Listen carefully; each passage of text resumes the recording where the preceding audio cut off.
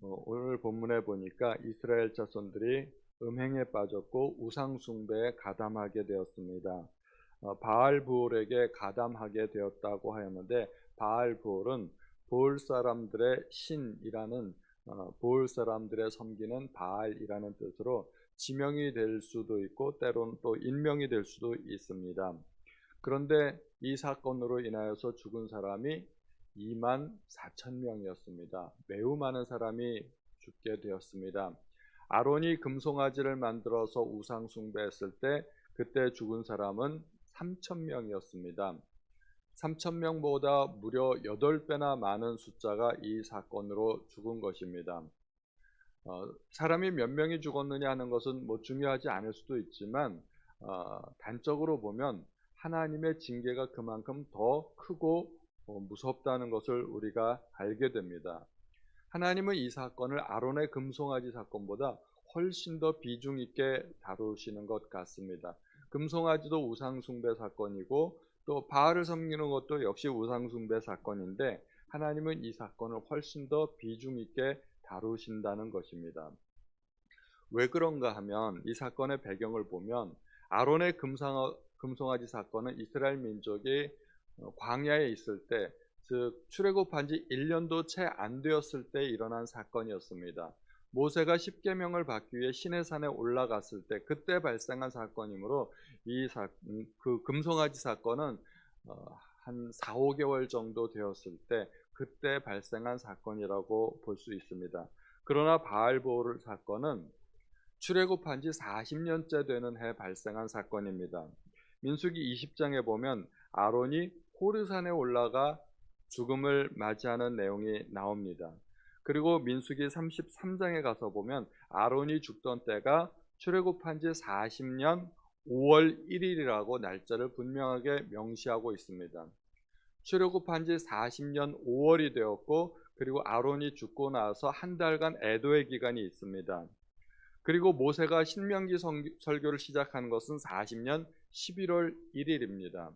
그러므로 그 사이의 기간이 얼마 안 됩니다. 아론이 죽고 모세가 신명기 설교를 시작한 기간이 전체가 한 6개월 사이의 기간이 있는데, 그 6개월 사이에 한 달은 아론의 죽음을 애도하는 기간이고, 또 발락이 발람을 부르기 위해서 왔다 갔다 사신이 2번을 왕복하지 않습니까? 그 거리가 무려 600km가 넘는 굉장히 먼 거리입니다. 그 먼 거리에서 사람을 불러오기 위해서 2번 사신이 왔다 갔다 하려면 적어도 한 2달은 또 걸리지 않겠습니까? 아무리 적게 잡아도 한 2달은 걸립니다. 그러므로 이 바알볼의 사건이 끝나고 나서 모세가 거의 바로 신명기 설교를 시작했다고 볼 수가 있는 것입니다. 이 사건이 끝나고 나서 모세의 마음속에 굉장히 큰 어떤 안타까움이 있었던 것입니다. 그래서 굉장히 긴 한 편의 설교를 하면서 너희가 가나안 땅에 들어가거든 하나님의 역사를 잊지 말고 이러하게 살아라 하고 설교를 시작했던 것입니다. 그러므로 이 사건은 이제 한 세대가 완전히 바뀌고 광야에서 훈련 받을 만치 받고 이제 가나안 땅에 들어가기 위해서 만반의 준비를 하고 있는 그 바로 직전에 있었던 사건이라고 할 수 있는 것입니다. 이제 그들은 가나안 땅에 바로 들어가야 되는데 출애굽 1세대가 광야에서 겪었던 그와 똑같은 사건을 벌이고 있으니 하나님 보시기에 굉장히 마음이 안타까웠던 것입니다. 그래서 하나님은 이들을 굉장히 엄하게 징계하고 있었던 것입니다. 만약에 비느하스가 그런 하나님의 열정을 가지고 두 사람을 처단하지 않았더라면 아마 연병이 계속해서 퍼져서 더 많은 사람이 죽었을지도 모르는 것입니다. 이 사건은 도대체 왜 발생하게 된 것일까요? 18절에 보면 이는 그들이 속임수로 너희를 대적하되 부오레일과 미디안 지휘관의 딸 곧 부오레일로 연병이 일어난 날에 죽임을 당한 그들의 자매 고스비의 사건으로 너희를 유혹하였다고 말씀하고 있습니다. 여기에서 속임수라는 단어가 나오죠. 또 유혹이라는 단어가 나옵니다. 우리는 이 두 단어에 주목해야 됩니다. 1절에 보면 이스라엘 백성이 모압 여자들과 음행하기를 시작하였다고 하는데, 뒤에 보면 고스비라는 여자가 나오고 이 여자는 미디안 방백의 딸이라고 나옵니다. 이 사건은 모압과 미디안의 연합 작품이라는 것을 우리가 알 수가 있게 됩니다. 모압 사람들과 미디안 사람들이 서로 연합해 가지고 이 하나의 사건을 꾸민 것입니다. 그리고 이 고습이라는 사람은 간교한 자라는 그런 이름의 뜻을 가지고 있고 수르의 딸이라고 이야기하고 있습니다. 수르는 오늘 본문에는 미디안 백성의 한 조상의 가문의 수령이라고 이야기하는데, 저 뒤에 민수기 31장에 가서 보면 미디안이 5개의 도시국가로 나누어져 있는데 그 중에 한 국가의 왕으로 표현되고 있습니다. 수르는 왕이고 고스비는 그 왕의 딸이었던 것입니다. 공주였습니다. 한나라의 공주가 이렇게 이스라엘과의 음행 사건에 연루된 것입니다. 그것은 이스라엘을 범죄케 하려고 하는 수르의 어떤 의도적인 유혹이 있었다는 것입니다. 이 모든 사건은 이스라엘을 유혹해서 하나님 앞에서 범죄하게 만들려는 속임수였고 사기 행각이었다는 것입니다.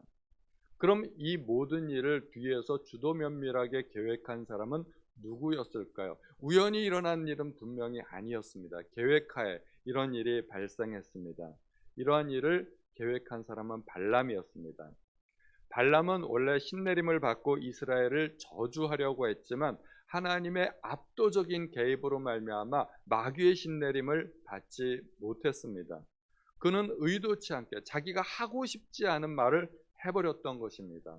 자기도 축복하고 싶지 않았는데, 방언이 원래 그렇지 않습니까? 성령의 강한 임재가 있게 되면 자기가 말을 똑바로 하지 못하게 되고 하나님이 주신 어떤 이상한 언어로 말을 하게 되는데, 그것이 방언인데 마치 발람이 방언을 하듯이 자기가 원하지 않는 그런 이스라엘을 축복하는 말을 했던 것입니다.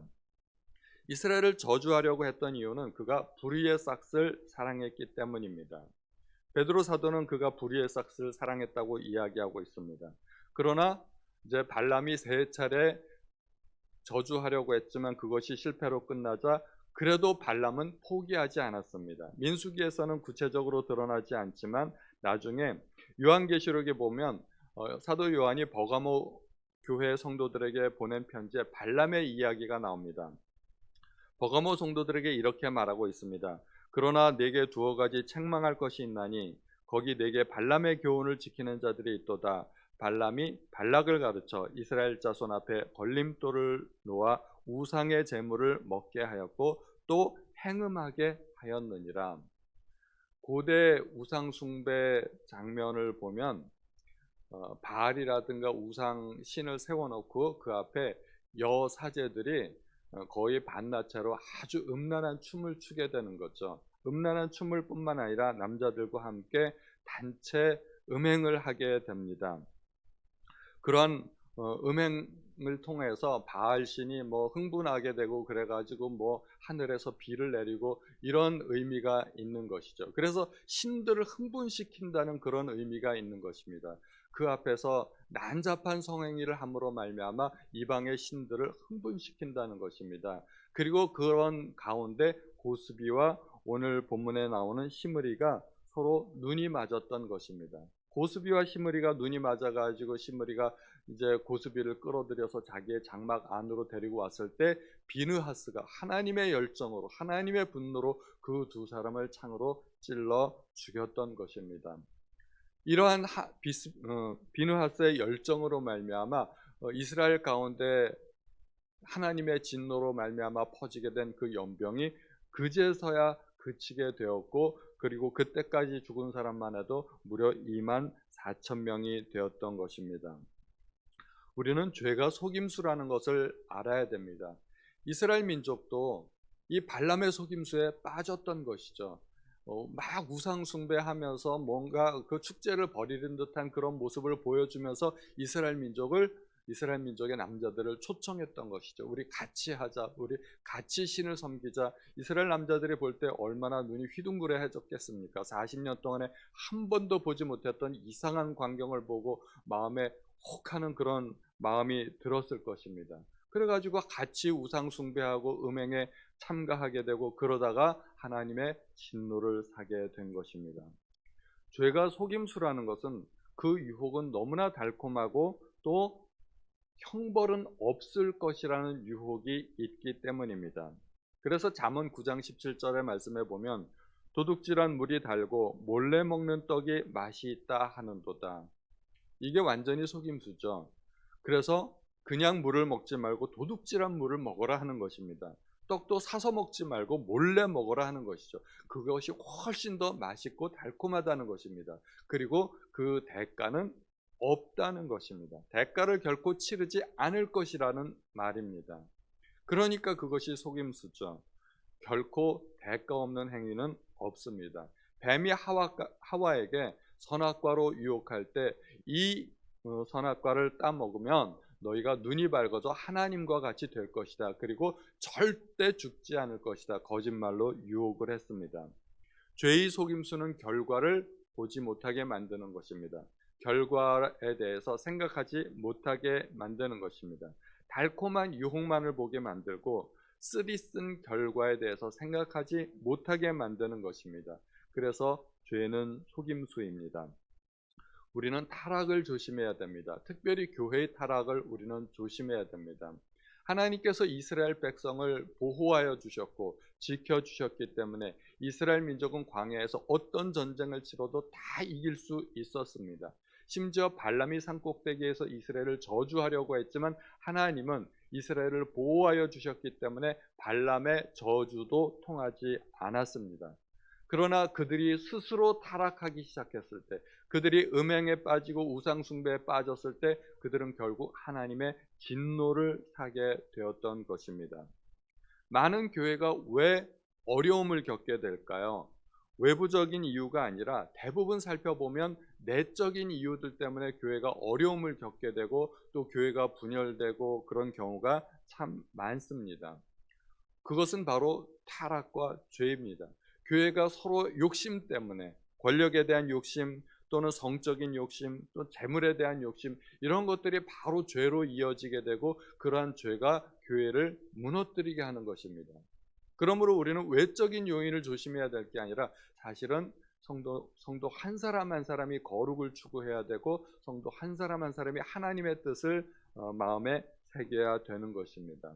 그러므로 우리가 거룩함을 추구하기 시작하고 죄를 두려워하기 시작하면 그때 교회가 비로소 건강해지고 하나님께서 보호하시고 하나님께서 성장시켜 주시는 그런 건강한 교회가 될 수 있다는 것입니다. 오늘도 기도할 때 내 마음속에 조금이라도 숨겨져 있는 죄가 있다면 하나님 내가 죄를 이길 수 있는 능력을 가질 수 있도록 도와주십시오 하고 하나님 앞에 기도하시는 우리 모든 성도님들 되시기를 예수님의 이름으로 축원드립니다. 함께 기도하겠습니다. 하나님 아버지, 오늘도 죄에 대한 경각심을 깨우쳐 주셔서 하나님 앞에 감사드립니다. 하나님은 이스라엘 백성을 지켜주셨고 보호하여 주셨지만 그들이 스스로 타락할 때 그들은 결국 어려움을 겪고 말았습니다. 하나님, 죄에 대해서 우리가 비나스와 같이 열정을 가지고 하나님의 분노를 가지고 그렇게 죄를 대할 수 있도록 도와주옵소서. 모든 말씀을 감사드리며 우리 주 예수님의 이름으로 기도하였습니다. 아멘.